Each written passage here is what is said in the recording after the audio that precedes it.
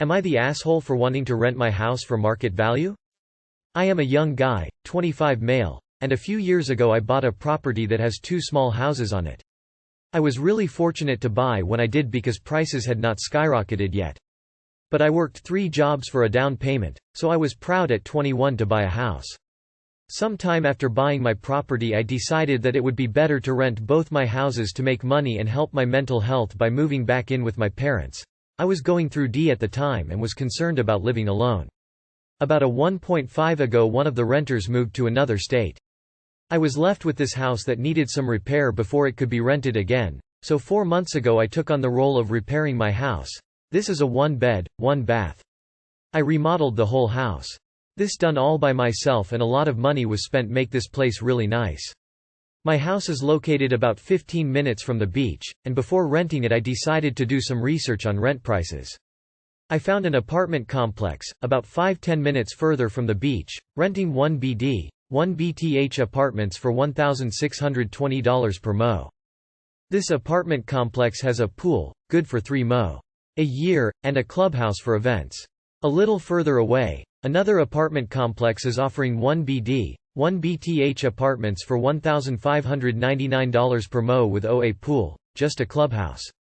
It has come time to rent this house and I asked my dad what he recommends I rent it for and he said $800 to $900 per mo.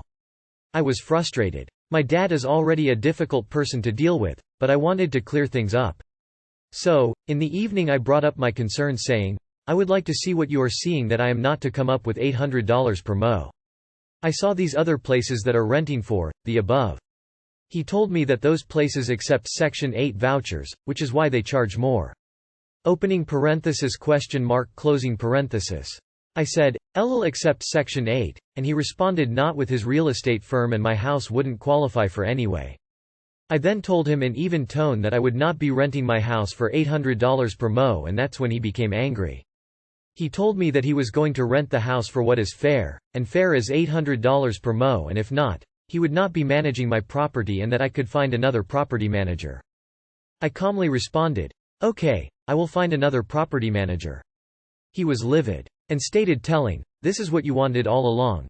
Then he demanded money I owe him, which I don't know what he is referring to but I responded, "Okay, send me the bill," this when I had not received last 2 months of rent. And then he told me he wants me out of his house, which I was and am leaving in a month. I then calmly said, "This is why I didn't want to bring this up to you. You treat me like your son, not your client." But he continued his tirade.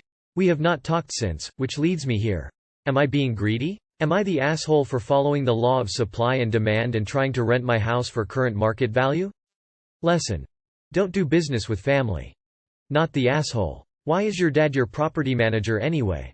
What exactly did he do for you that you'd owe him money for? You did all the repairs, etc. If anything, he's withholding money from you that's legally yours. Not the asshole. I hate to ask this but is it possible he is marking up the rent? Like, charging more for the rent but only giving you $800? That was a pretty over-the-top reaction. Not the asshole. I seriously do not get your dad's logic. He is missing out on money himself too and he is not being wise with your investment either. Your property, you can rent it for whatever price you want to. This guy manages property for a living and has no idea what the market value of a rental is in the area? Something makes no sense. Not the asshole. Am I the asshole for calling out my mother for invading my privacy? At the end of last summer I, 29 male, lost my dog.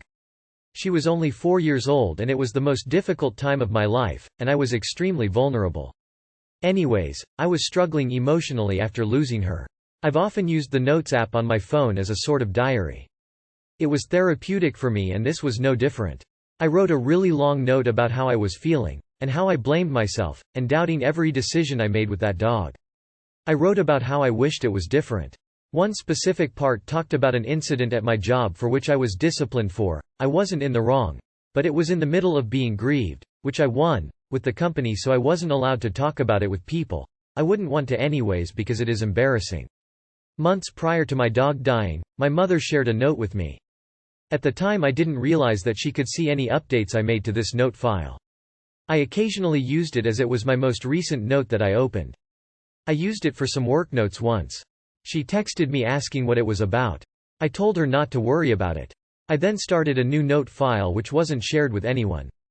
Over the course of the next several months, at some point I had accidentally switched back to the shared note. I used it multiple times, for private things, work notes, and therapeutic ramblings. She never said anything, and I didn't realize it was still shared.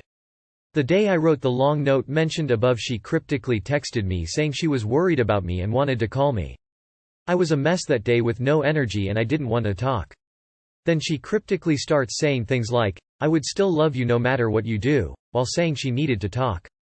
I knew something was up, so I said, "You make it sound like there's something wrong." She eventually left it alone, but something wasn't sitting right with me.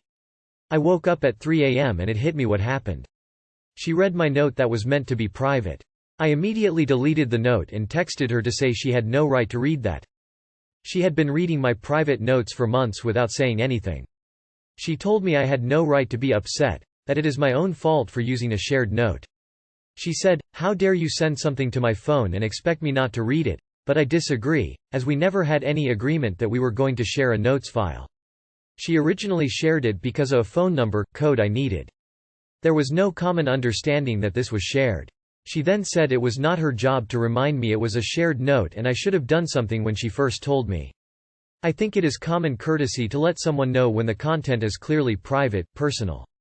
I myself wouldn't have read it if the roles were reversed. I think it was a complete invasion of privacy, and I'm still bothered by it. So am I the asshole here? You are the asshole. You wrote your personal thoughts on a shared note and are mad she read the contents. For all she knew you wanted her to read it. Why else would you write it in a shared note? It's not an invasion of privacy. Apologize to your mother and take some personal responsibility for where you write your thoughts. You are the asshole. You're computer illiterate and you've been sending your mother updates on your life by accident. She keeps opening them because you keep sending them. You need to be more aware of cybersecurity or your mother won't be the only one with access to your private information. You are the asshole. It's not your mom's fault you don't get how the Notes app works. It literally says, "shared," right at the top when the note is shared.